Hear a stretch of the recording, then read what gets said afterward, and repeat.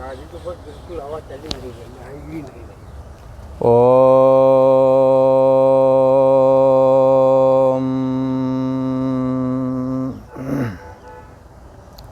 श्री योग वासिष्ठ के स्थिति प्रकरण में श्री वशिष्ठ जी महाराज बोले, हे राम जी, जैसे कमल जल से स्फूर्ति पाता है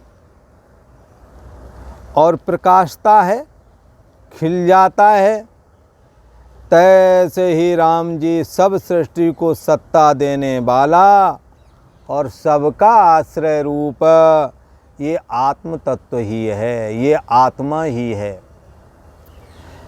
हे राम जी, यह जगत दीर्घ स्वप्न रूप अपने अनुभव से हुआ है, किसी कारण नहीं, अपने अनुभव से प्रकट हुआ है। अनुभव मतलब अपने हैं, जो ज्ञान मात्र सत्ता है उसी से ये प्रकट हुआ है। तो इसके लिए कहते हैं दीर्घ स्वप्न रूप, लंबे समय तक चलने वाला स्वप्न है ये। एक स्वप्न और हमने देखा है, जो जरा सी निद्रा आई और क्षण भर में स्वप्न देखा लंबा पीरियड, पर वो क्षण मात्र ही समय था। परंतु ये समय बचपना गुजर गया, जवानी गुजर गई, बुढ़ापा गुजर रहा है। ऐसे करके लगता है लाख हजारन कल्प का उपजा ये संसार, ये हजारों कल्पों का ये संसार उपजा हुआ है। कोई यहाँ बंधन में है तो कोई यहाँ मुक्त है, कोई कर्म में लगा है, कोई उपासना में लगा है, कोई घर गृहस्थी के जीवन जीने में लगा है, कोई कुछ कर रहा है, कोई कुछ कर रहा है। लगता है हजारों कल्पों का ये संसार है। परंतु श्री वशिष्ठ जी महाराज कहते हैं, हे राम जी, ये दीर्घ स्वप्न है, परंतु ऐसा ना सोचना कि जो हमने सपना देखा है उससे कुछ ये ज़्यादा कीमती होगा। कुछ कीमती नहीं। जैसे उस सपने से जब नींद टूटी तो वहाँ के लोगों से अपना कोई वास्ता नहीं रहा, मकान दुकान भी छूट गए, उसका कोई मोह नहीं रहा। ऐसे ही जिस दिन मृत्यु आएगी ये भी छूट जाएगा, ये भी नहीं कोई रुचि इसके प्रति रहेगी जैसे स्वप्ने के प्रति नहीं रहती है। तो यहाँ कहते हैं कि सब सृष्टि को सत्ता देने वाला तो आत्मसत्ता है, और यह जगत जो फुर रहा है आत्मसत्ता में एक दीर्घ स्वप्ना दिख रहा है। और ये जब तक मन को चैतन्य सत्ता में नहीं डुबोया जाएगा, जैसे कि गीता में कहा गया है, आत्मसंस्थम मना कृत्वा, अपनी इस मन को आत्मा में स्थापित करो। आत्मा का भाव है और जानना पना मात्र, और मन का भाव है ये सोने जागने वाली चेतना। अभी ये चेतना है, जगत के सारे कार्य व्यवहार कर रही है, कुछ समय बाद सो जाएगी।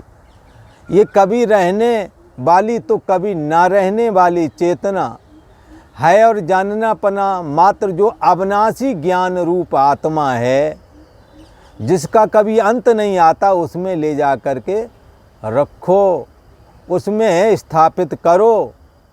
तो क्या होगा, आपन जाए ब्रह्म होए बैठे।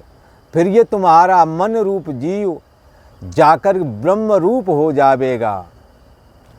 इसीलिए तो एक जगह गीता में ये बात बताई है, इहैव तैर जिता सर्गो ईशाम साम्य स्थित मना, निर्दोषम ही समम ब्रह्म तस्मात् ब्रह्मणि ते स्थिता।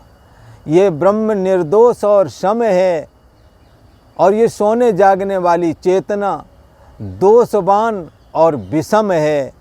हमने क्या करना है, आत्मा में स्थापित करने के लिए निर्दोष और सम जो ब्रह्म है उसके जैसा ही हमने मन को भी निर्दोष बना लेना है। और जो मान अपमान सुख दुख राग द्वेष आदि से जो मन विषम हो रहा है, इसको सम कर लेना है।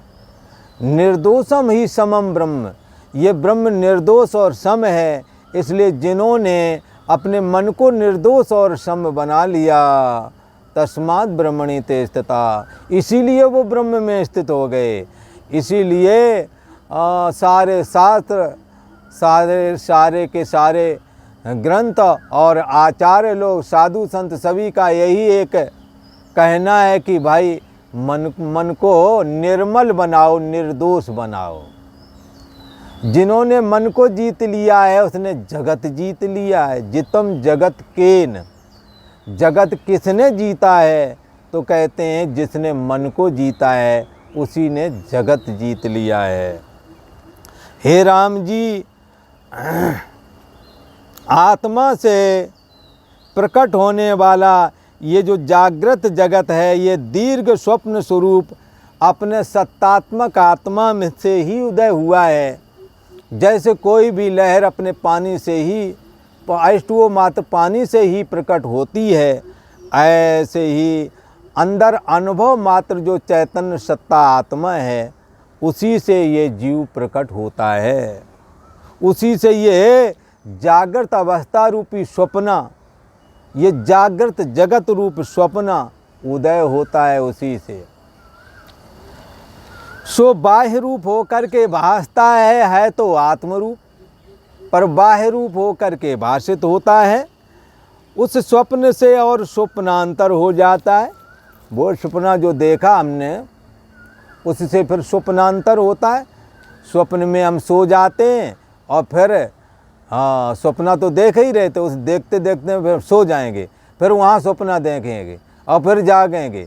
ऐसे स्वप्न से स्वप्नांतर कहा जाता है। अभी जागृत अवस्था में जब आएंगे तब देखेंगे वहाँ का जागना, वहाँ का सोना और स्वप्ने के हाल बताना, ये सब स्वप्ना ही था। जब यहाँ जागे तब ये बात ज्ञात होती है। जब तक यहाँ नहीं जागते तब तक स्वप्न से स्वप्नांतर में भ्रमते रहते हैं। ऐसे ही ये दीर्घकालीन जागृत स्वप्ना, जागृत जगत ये स्वप्ने की तरह है। यहाँ हम और आप पुनरप जननम पुनरप मरणम में फंसे हुए हैं और बचपना, जवानी, बुढ़ापा करके एक लंबा जीवन तय किया है।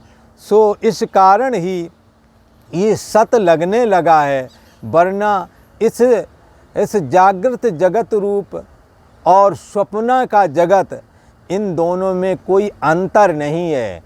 यदि अंतर कुछ कर सकते हो तो यही अंतर है कि स्वप्ने का जगत स्वल्पकालीन है और ये जो जागृत अवस्था वाला जो ये जगत है ये दीर्घकालीन है। स्वल्पकालीन और दीर्घकालीन ये अंतर है। एक अंतर और भी है कि ये जगत में जो भी जीव भोक्ता बनता है वो स्थूल भोगों को ही प्राप्त करता है, परंतु स्वप्ने में स्थूल आटा, चावल, दाल के जो बनाए, आटा से जो रोटी बनाई, चावल, दाल बनाए हैं, इससे जागृत अवस्था वाला ये देहाभिमानी जीव खाएगा। परंतु यही यदि स्वप्ना देखने लगे तो अभी जागृत अवस्था में जो रोटियां, चावल, दाल, सब्जी बनाई है ये स्वप्ने अवस्था वाला नहीं खा सकता। स्वप्ना अवस्था वाला ही भोजन खाएगा। स्वप्ना अवस्था वाला जीव सूक्ष्म रूप है, स्थूल रूप है ही नहीं। उसका जो देह दिखता है, स्थूल दिखता बेशक है, परंतु संकल्प मात्र ही है। देह नहीं, देह का संकल्प ही वहाँ देह के रूप में दिख रहा है। और वहाँ जो भोग पदार्थ उसके होते हैं वो सूक्ष्म होते हैं, होता नहीं है वहाँ, पर होने का संकल्प ही वहाँ भोजन आदि के रूप में दिख जाता है। यही इसमें अंतर है, वरना दोनों एक जैसे हैं। एक दीर्घकालीन, एक स्वल्पकालीन है, और एक के भोग स्थूल हैं तो दूसरे का भोग सूक्ष्म है, स्वप्नावस्था वाले का। तो इस प्रकार से यही थोड़ा सा अंतर है, वरना जागृत अवस्था रूप इस जगत में और स्वप्ने वाले जगत में कोई खास फर्क नहीं रह जाता है। इसीलिए बड़े बड़े ग्रंथों ने, बड़े बड़े ऋषि महर्षियों ने कहा ये जगत एक स्वप्न है, मोह निशा का शोभन हारा, देखे स्वप्न अनेक प्रकारा। मोह रूपी रात्रि में सोने वाला ये पहले अपने लिए सपना देखता है कि मैं पढ़ जाऊंगा, मेरी जॉब लग जाएगी, मैं बहुत कमाऊंगा, फिर मेरा ब्याह हो जाएगा, लड़के बच्चे हो जाएंगे। तो फिर क्या है, ये स्वप्न देख रहा है, मोह में पड़ कर के सपना देख रहा है। पहले अपने लिए सोचा और दुखी हुआ, फिर अपना ब्याह होगा तो अपने लिए अब उतना नहीं, बच्चों के लिए सोचता है।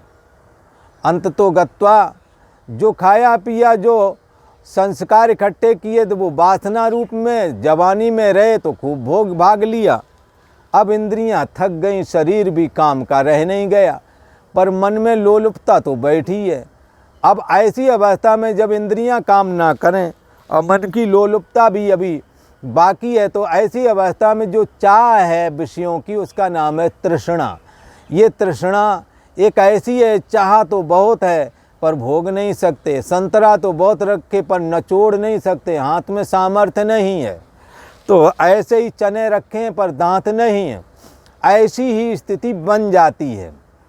हाँ, इंद्रियां काम नहीं करती, हृदय में जो तृष्णा है अब वो छाती जलाती है।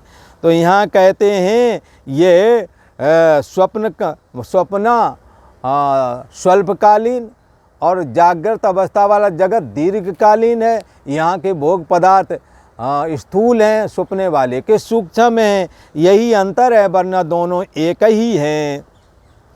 हे राम जी, इसी प्रकार सृष्टि की स्थिति है। अनुभवात्मक आत्मा से ये दोनों प्रकट होते हैं और बाह्य रूप हो करके भासते हैं। उस स्वप्न से फिर स्वप्नांतर होता जाता है, उसके आगे फिर इन्हें और स्वप्न भाषित होने लगता है। जैसे अपनी चिंता छोटी तो बच्चों की चलो ठीक हो गया, तो नाती पोत्रों की।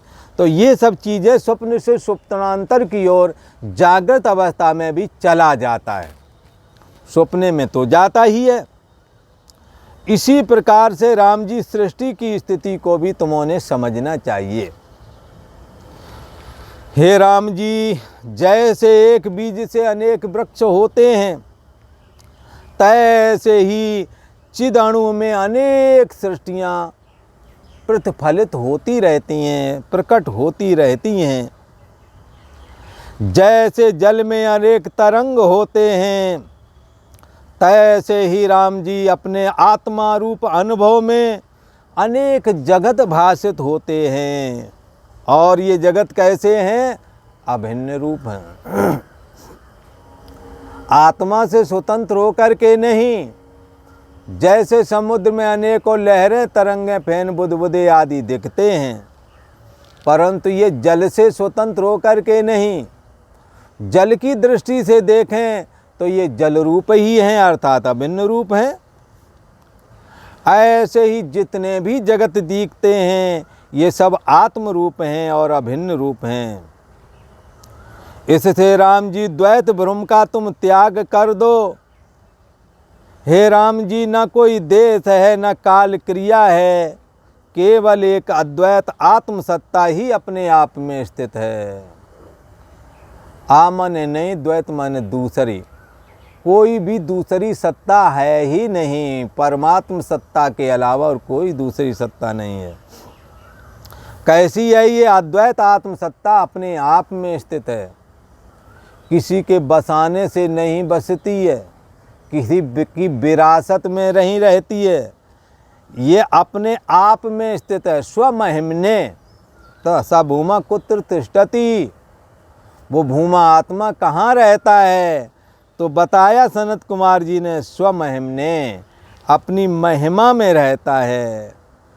इससे द्वैत भ्रम को त्याग दो राम जी, केवल एक अद्वैत सत्ता ही अपने आप में स्थित है। जैसे आकाश में आकाश स्थित होता है, तैसे ही आत्म सत्ता अपने आप में स्थित है। ब्रह्मा से कीड़े पर्यंत जो कुछ जगत भासता है, सो एक परमात्मा ही अपने आप में किंचन रूप होकर के दिखता है। किसी का ये किंचन क्या है? जैसे आकाश में दिखने वाली नीलिमा ये आकाश का किंचन कहलाती है। ऐसे ही एक ही परमात्मा अपने आप में जब स्थित होता है तो उसका किंचन ही देह और जगत रूप होकर के भाषित होता है। परमात्मा अपने आप में किंचन रूप होता है तब देह और जगत बन करके दिखता है। जैसे एक रस सत्ता ही कहीं फूल बनी हुई, कहीं फल बनी हुई, कहीं सुगंध के सहित भासती है और कहीं काष्ठ रूप को प्राप्त होती है। एक लता ही कहीं ज़्यादा टाइट हो गई तो वो लकड़ी बन जाती है। पत्ता, फूल, फल आदि होकर के दिखती है एक ही लता। तैसे ही परमात्म सत्ता, आत्म सत्ता कहो, परमात्म सत्ता कहो, ब्रह्म सत्ता कहो, एक ही बात है। तैसे ही राम जी एक परमात्म सत्ता कहीं चैतन्य होकर के तो कहीं जड़ होकर के दिखाई देती है। सुषुप्ति अवस्था में कुछ भी न जाना, सुख से सोया, जड़ता का अनुभव हो रहा है। जागृत और स्वप्न अवस्था में जड़ता नहीं, चैतन्यता का अनुभव होता है। तो कहीं पर काष्ठ रूप होकर के प्राप्त होती है, तो कहीं पर रस सत्ता ही फल फूल सुगंध आदि करके भाषित होती है। ऐसे ही एक परमात्म सत्ता कहीं चैतन्य होकर के दिखती है तो कहीं जड़ होकर के दिखाई देती है। जो सर्वगत अविनाशी आत्मा है राम जी, वही सबका बीज है और उसी के भीतर में सब जगत स्थित है। विचार करके देखो प्यारे, जगत बना है मन से और मन बना है हमसे, इसलिए चैतन्य सत्ता ही सब में समाई हुई है, ऐसा समझना चाहिए। श्री वशिष्ठ जी महाराज कहते हैं, हे राम जी, जिसको आत्मा का प्रमाद है उसे तो जगत भाषित होता है। जो सर्वगत अविनाशी आत्मा है वही सबका बीज है और उसी के भीतर सब जगत स्थित है। पर जिसको आत्मा का प्रमाद है उसको नाना रूप जगत भासता है, और जिन्होंने आत्मा का अभ्यास किया है उनके लिए जगत आत्म रूप हो जाता है। आज इतना ही।